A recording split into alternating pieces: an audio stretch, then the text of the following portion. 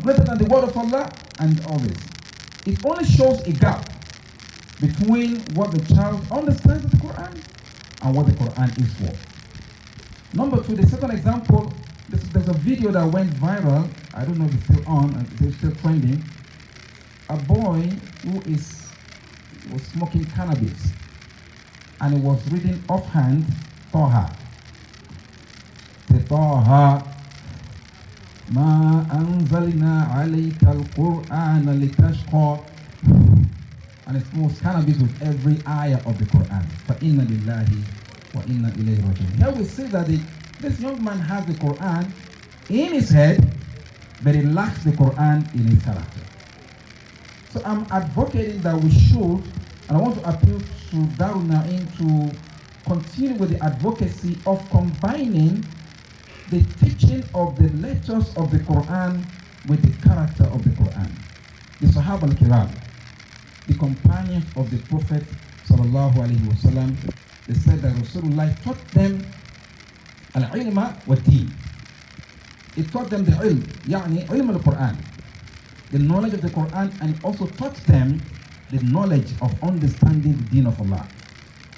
With this combination, I believe not only the sky, not even the sky will be enough to occupy our children. May Allah bless you all. Now back to the topic, addressing contemporary challenges of parenting. First, let us understand what is parenting. I'm going to make it very brief because the time allocated may not be enough to actually dwell on this topic. But be that as it may, I'm going to try my best to make it very short and straightforward.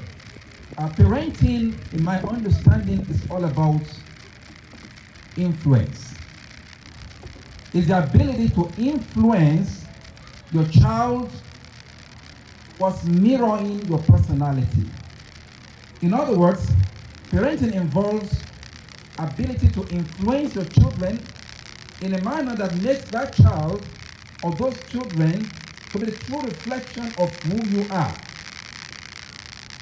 or to even be better than you. It is the aspiration of every parent to make the children to grow in spirituality and morality better than whom they are, isn't it? And I must mention here that we all parents here today, we are istijaba of our parents. We are the accepted prayers of our own parents. Who we are today is a function of the qualities that our own parents have deposited in our character, right or wrong? And I stand to be corrected, right or wrong? It's true. When you look at yourself today and you can flash back and reminisce, you discover that your parents have really tried their best in you, to making you who you are today. So the challenge is, how do we combine, in terms of parenting, the care, the love, and the kindness we have for our children? How do we combine this with the firmness, the guidance, and the authority to separate and set the boundaries for our children in terms of the haram and the halal, in terms of the adab al-Islam, al-khuluq al-Islami? This is a challenge before parenting. Parenting also implies how to be emotionally intelligent enough to understand when your child behaves in a certain way. Ability to decipher and understand that this is not my son. Ability to detect it ab initio, very key.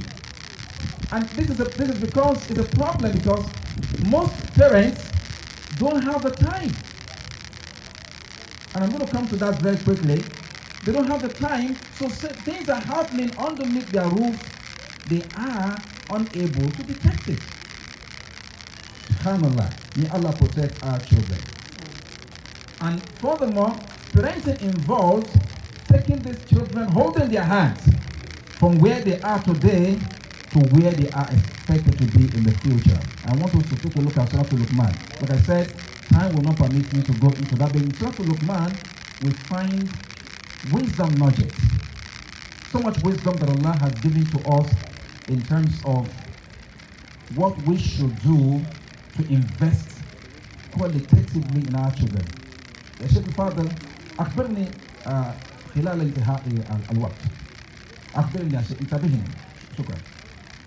And now going forward, the challenges of contemporary parenting involve, number one, the wrong selection of mates.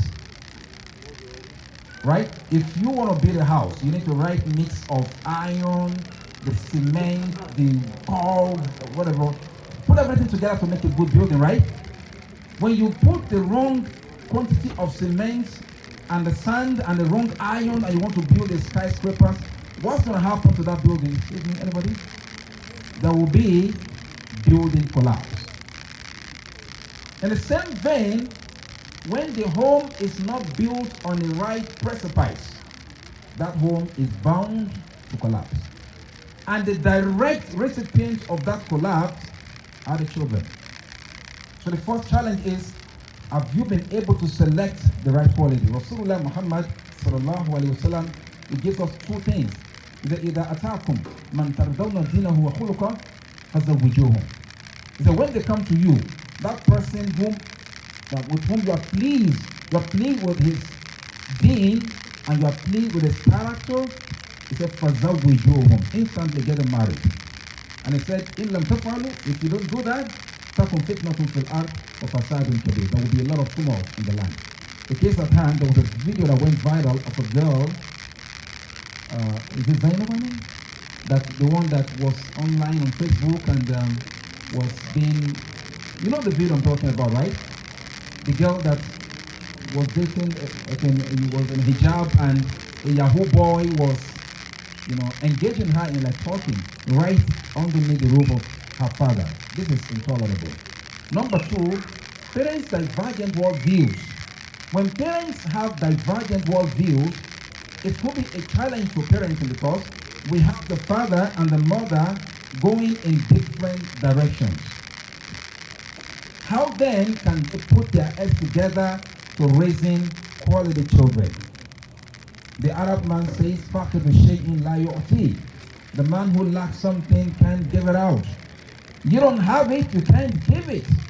So that implies that we need this kind of inclusiveness. The parents must work together to make the children follow their path. You don't have a path, so which one should the children follow? You need to be pace setters. Set the pace, chart the path, and your children will follow suit. But if you don't have a path, how on earth do you expect your children to follow your way? May Allah guide us aright. Number three is what? Family conflict. Quite a number of us are engaged with our work, our profession. We leave home and we leave home very early, we come back so late. When husband and wife are involved in this, it becomes a problem to parenting. Because in this case, you cannot invest quality time. There's a challenge with time now. Because the child or the children are entrusted to the house help. The husband is out in the field. The wife is out in the field. The two of them come back late. And the house help takes up the children. The house help that has no quality morals cannot invest the same in the children.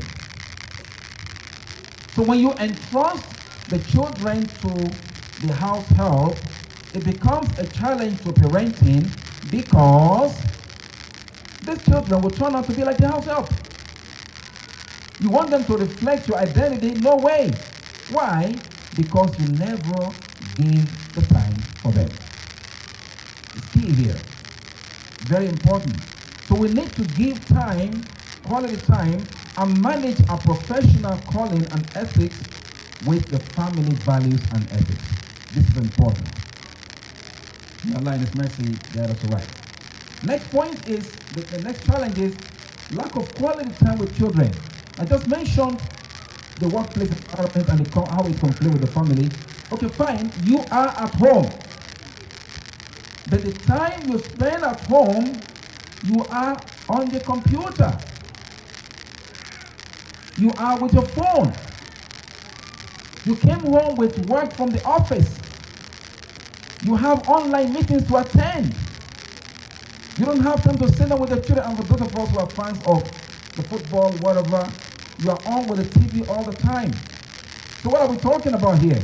Yes, you stay at home, but your impact at home is not being felt by your children. Because there is no connection here. You are not able to connect with your children. So when this happens, the children have nothing to learn from you. And some of us, we live in our homes like the lion in the den. When you sit in the living room, your children disappear from, anyway, they have to go back to their rooms. Excuse me, daddy's around. So when daddy is not around, they're free. When daddy is around, they are in chains. How can you qualitatively guide the children? May Allah have mercy on us. And lastly, for want of time, on the challenges that we have,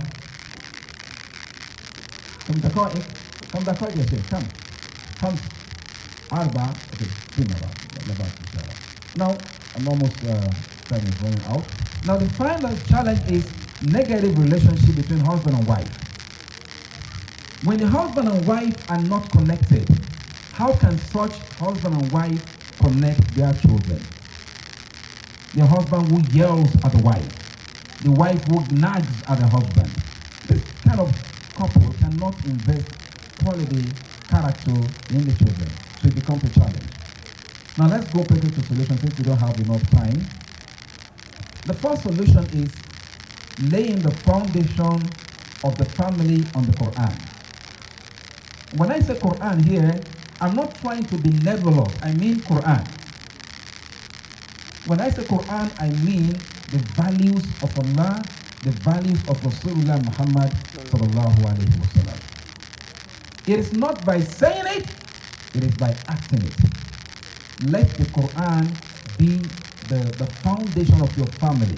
With this, our children will have a home they can call their home. Please respect the parents.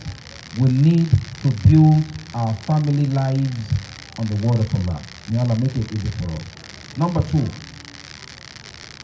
when you connect the heart of your children to Allah in childhood, Allah will connect or reconnect the heart of those children to you at adulthood. Let me say this again for emphasis. When you are able to connect the heart of your children to Allah at these formative ages and years of their lives, Allah Himself would direct them to recognizing you as their parents. Now I have a case at hand. Children who put their parents in old people's homes.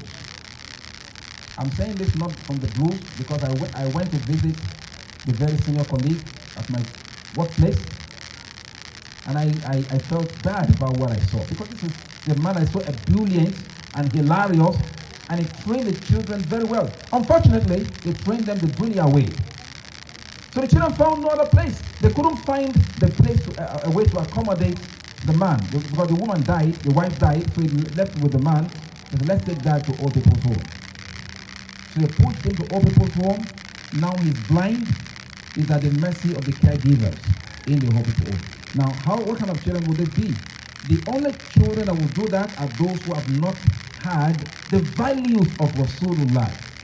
Because if we had, we know what Allah says. وَقَضَى رَبُّكَ أَلَّا تَعْبُدُوا إِلَّا إِيَّاهُ وَبِالْوَالِدَيْنِ إِحْسَانًا إِمَّا يَبْلُغَنَّ عِندَكَ الْكِبَرَ.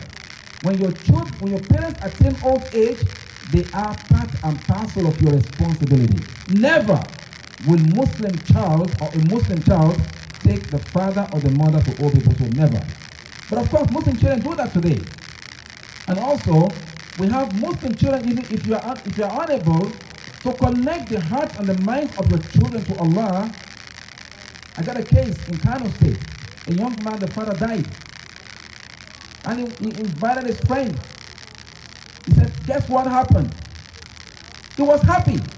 He had a telephone conversation with his friend. He said, guess what happened? And his friend was trying to guess. He said, we can't guess. He said, my gate man had died. Gate man here means the man standing between him and the world. Which world? The father's world.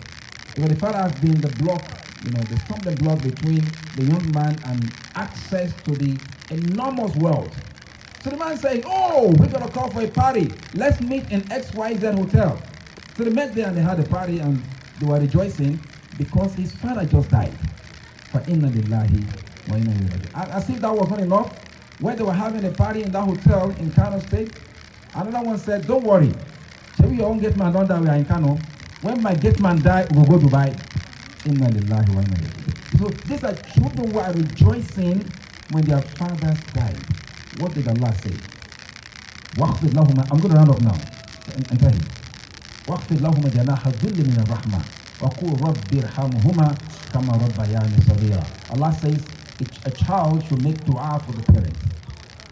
When they're old, you take care of them. When they die, you make dua for them. Khamsu salawat. 5 times in a day, you make dua. Ya Allah, bless my father. Ya Allah, bless my mother. But these are children who are rejoicing because their father died. How on earth can they take care of them? Time will not permit me to go any further. Jazakumullah khairan jaza. Assalamu alaikum wa rahmatullahi wa barakatuh. Wa alaikum assalam wa rahmatullahi wa barakatuh.